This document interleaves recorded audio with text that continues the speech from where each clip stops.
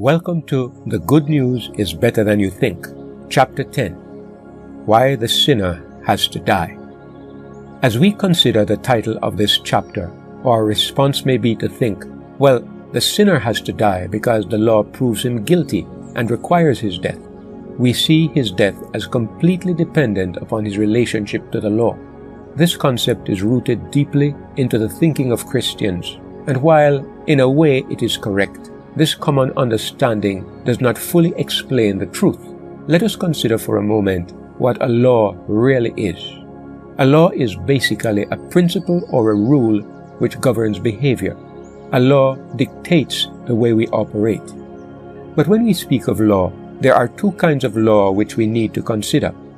There is natural law and there is judicial law. Understanding the difference between the two kinds of laws is critical to a proper appreciation of the reason why the sinner has to die. Natural laws. In the case of natural laws, all men recognize the importance of always working in harmony with them. The rules are built into nature, and we cannot change them or adjust them. These laws simply describe the way nature works, and they are called laws because nature compels all things to behave in conformity to those particular principles. We are required to work in harmony with them. One such law is the law of gravity. This law compels us to behave in a certain way with the sure knowledge that if we change our behavior, then drastic consequences will surely follow. For example, I may not agree with the law of gravity and so may step off from the roof of a 10-story building. I will speedily find out that by not acting in harmony with the law of gravity, I have suffered severe consequences. I may not like natural laws, but if I disregard them, unhappy consequences are sure to follow. This is true of all natural laws. Judicial laws. Judicial laws, on the other hand, are laws which are laid down by a governing authority. They are laws which are considered good or necessary for the harmonious existence of individuals within a particular society, and these laws are not necessarily the same in every society. The nature of these laws often depends on the nature of the society and those who govern and make the laws. With these laws, disobedience does not always bring a consequence. In many cases, these laws are broken and the offender seems to get away scot-free. The enforcement of these laws is not built into nature as in the case of natural law. With judicial law, the governing authority has to do two things. First, they have to make the laws, and secondly, they have to enforce these laws. They do this by imposing penalties for transgressing the laws, which they themselves must enforce. Many of the judicial laws established by various governments are faulty and even unjust. But God is the author of all natural law. Natural law is always good. He designed the universe in a perfect way with these natural laws built in to ensure that life would exist and continue in a pattern of balance and harmony. The nature of moral law. The moral law has been described as a transcript of God's character. As this moral law is outlined in the Ten Commandments, it is stated in a somewhat limited way and does not express the fullness of God's character and may better be described as an expression of God's character rather than an exact transcript. However, when the moral law is properly understood in all its deeper implications, it certainly expresses what God is like in His moral nature and may be appropriately described as a transcript of His character. This means that the moral law is what God is. God did not make the moral law. All He did was put into words what He was and gave it to us as the way of life. To live in harmony with this law is to be in harmony with God. Since God is life, then harmony with Him means to be in harmony with life. However, when a person steps out of harmony with the moral law, then he is out of harmony with God and out of harmony with life. Death as a consequence is the sure result. God does not have to sentence or kill such a person. The person automatically brings death upon himself by choosing to separate from God, who is the source of all life. So we see clearly that the moral law is a natural law. It is a law of nature. To walk in harmony with it is to have life. To step aside from it is to embrace death. No one has to sentence you, and no one has to kill you. Sin itself will do the job as a natural consequence of the way the law operates. How death came. In the Garden of Eden, God said to Adam, "In the day that thou eatest thereof, thou shalt surely die." Genesis 2, verse 17. Most people have understood this to mean that God was threatening Adam, that he was saying, "If you eat of this fruit, I will be forced to kill you." Was this how it really was? Was God threatening Adam, or was he giving a prophecy? Was he stating what he would do, or was he simply making Adam aware of the natural sequence of events which would follow if he stepped out of harmony with God? The Apostle Paul says, "Wherefore, as by one man sin entered into the world, and death by sin, and so death passed upon all men, for that all have sinned." Romans 5, verse 12. Notice, one man brought sin into the world. When sin came in, death came with it. It was not God who brought death or imposed it upon man. It was sin which brought death. When sin came in, death came riding on its back. In 1 Corinthians 15, verse 56, Paul says that the sting of death is sin. When something stings you, a poison begins to work in your body and eventually brings about an end result. Somebody who gets stung by a deadly insect, such as a scorpion, has in himself the seed of death. The poison works in him and eventually brings the end result of death. So Paul says, the sting of death is sin. When sin stings you, it injects you with a poison which begins a deadly work, killing you by degrees until inevitably, inescapably, your life departs from you. Paul says Adam brought sin, which brought death. This death came upon all men because all sinned. All men die only because all men have the disease of sin in them. Romans 5, verse 12. Let us see how Paul proves this. He says, "For until the law, sin was in the world, but sin is not imputed when there is no law." Romans 5, verse 13. What time period is he referring to when he says, "until the law"? He is speaking of the period before the law was given on Mount Sinai, from the time of the creation of the world until the time of the giving of the law to Moses. Of course, the law has always existed as a natural rule of life because the law is an expression of God's nature, and God was always there. But it was not understood by the people of the world in general before it was given on Mount Sinai. Paul goes on to say, "But sin is not imputed when there is no law." What is the point which he is making? His point is, sin was here. Men were sinners, but God did not impute sin to them. That is, God could not charge them with guilt. Why couldn't he? Because the law was not yet given. Without the law, men did not have a clear idea of what was right and what was wrong, and therefore there was no clear way of charging men with wrongdoing.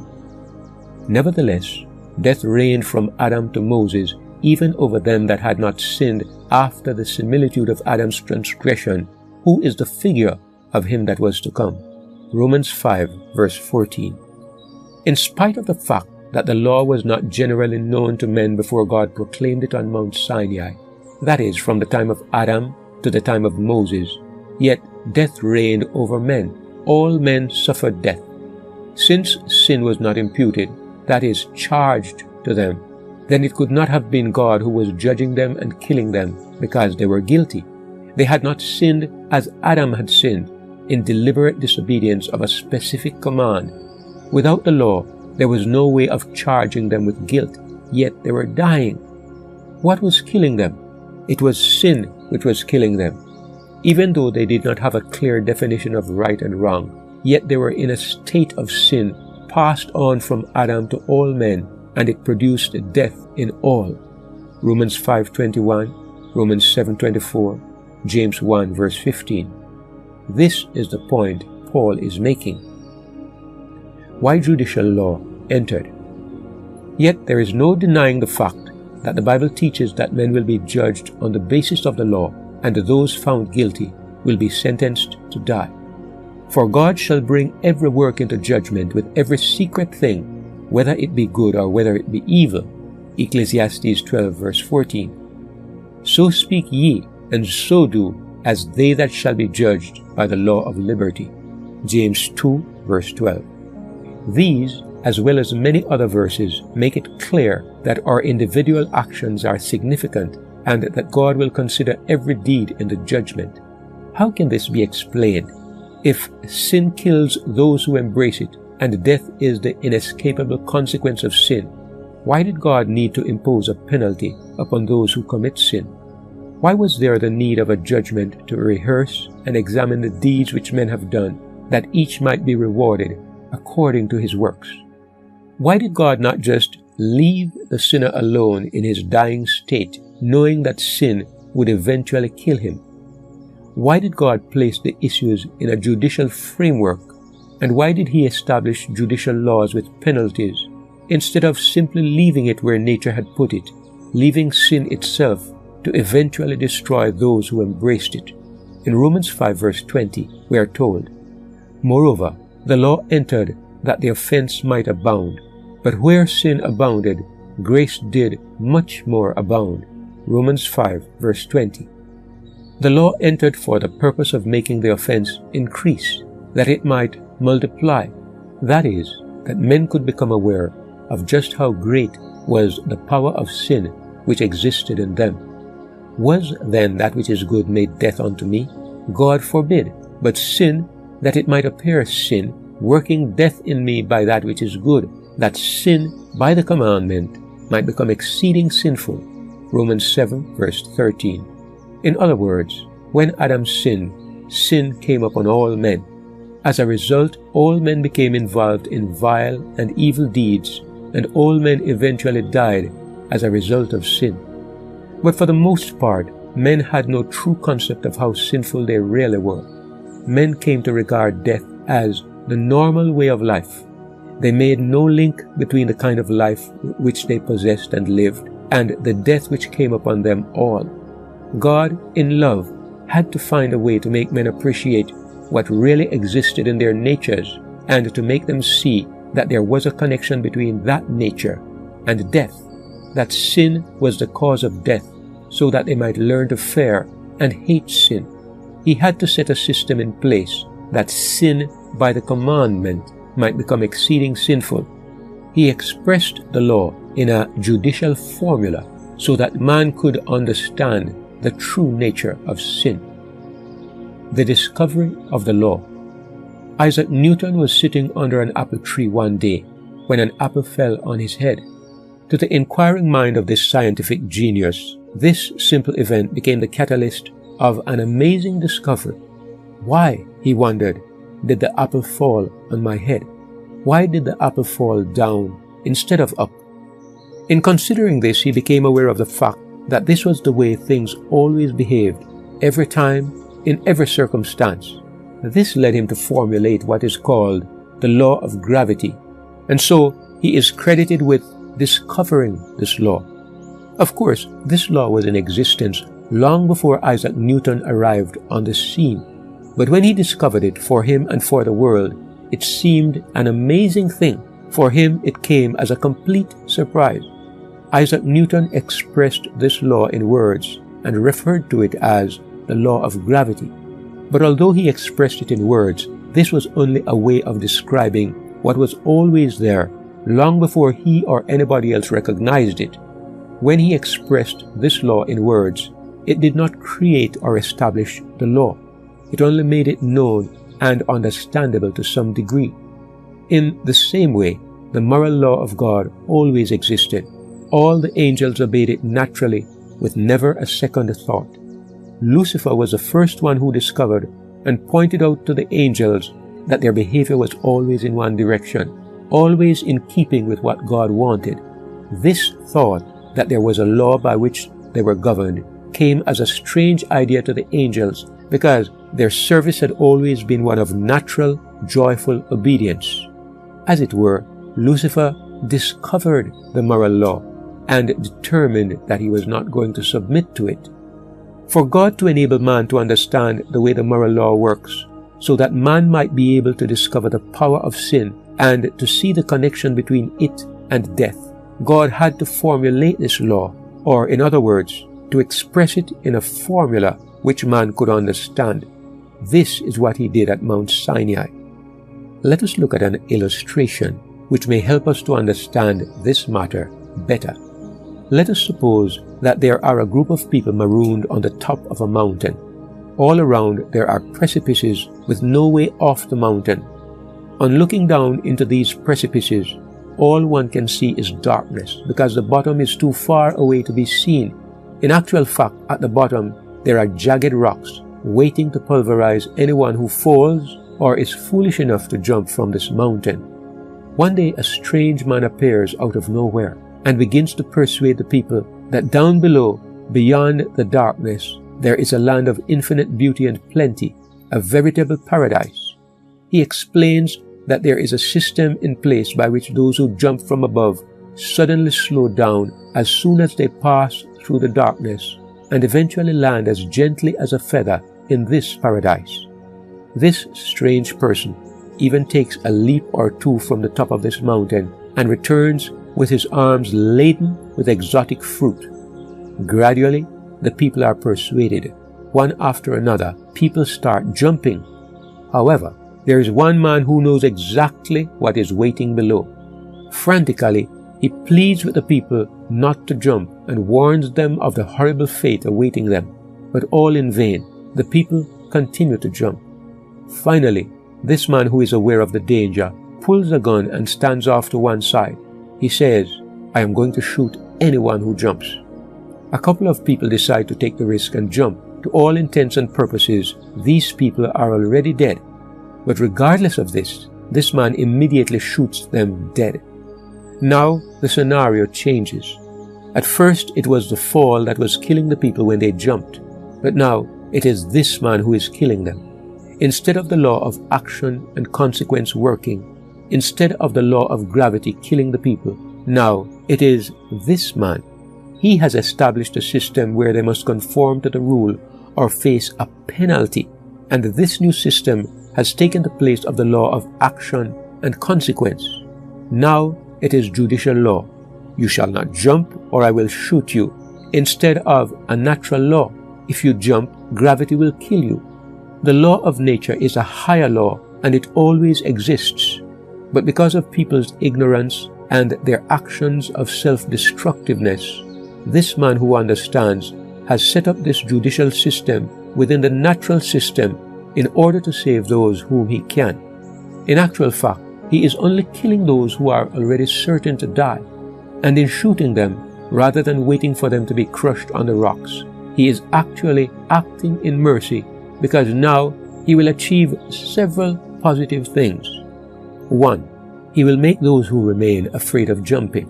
By this means, he will give the people an opportunity of living a little longer with the hope that they will discover for themselves the true nature of what lies below and the character of the being who deceived them.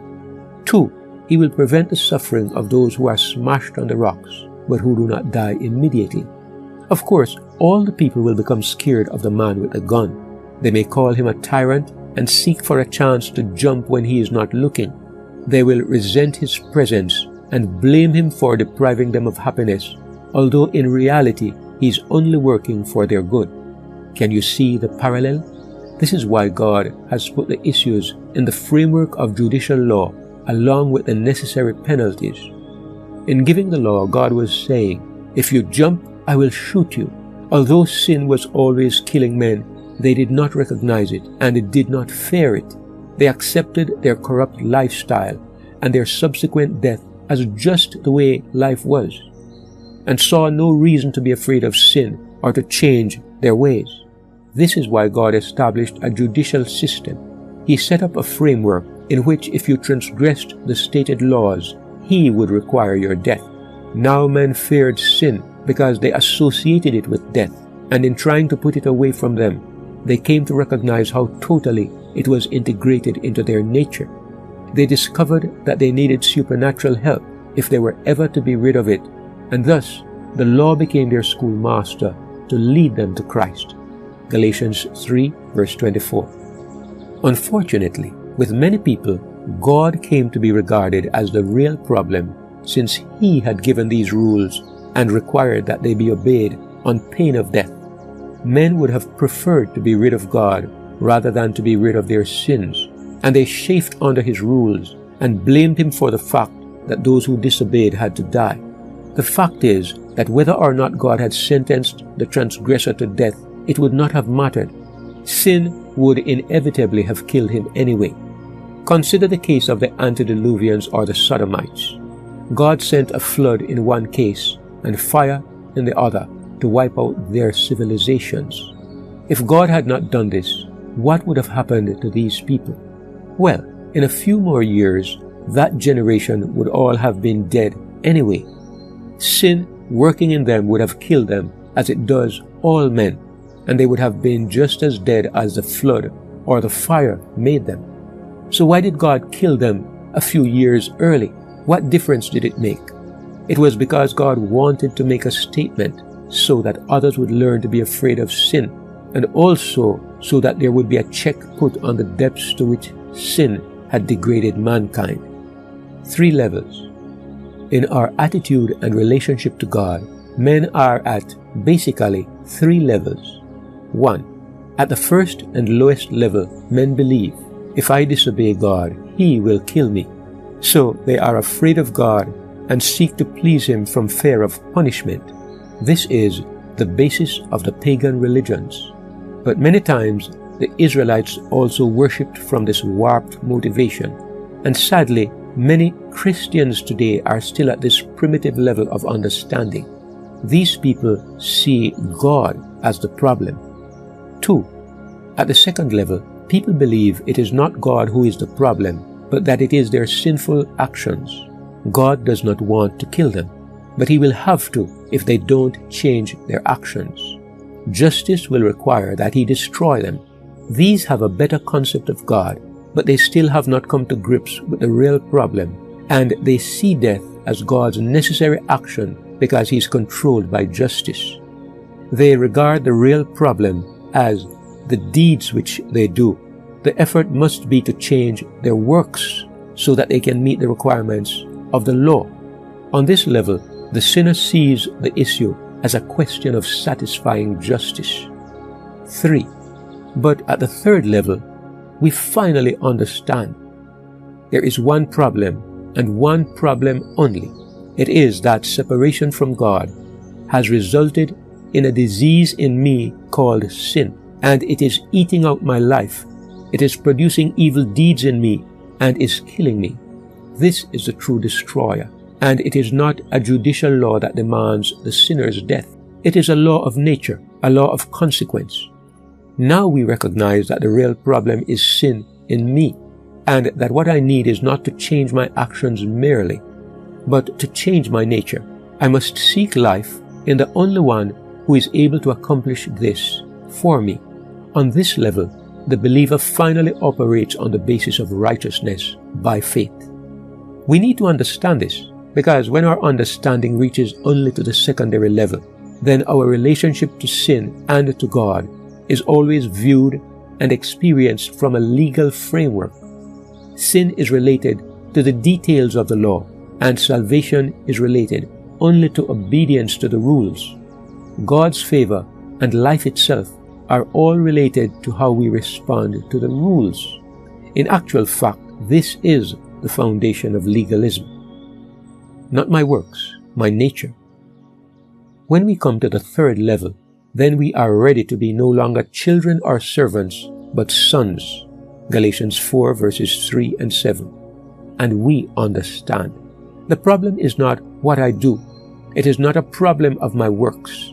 It is a problem of what I am. It is a problem of my nature. I realize that God's effort is not focused on changing my works, but that His effort is focused on giving me a new heart, a new nature, by means of which my works will change. Now I am not afraid of God, and I am not even afraid of my actions. Now I am afraid of myself.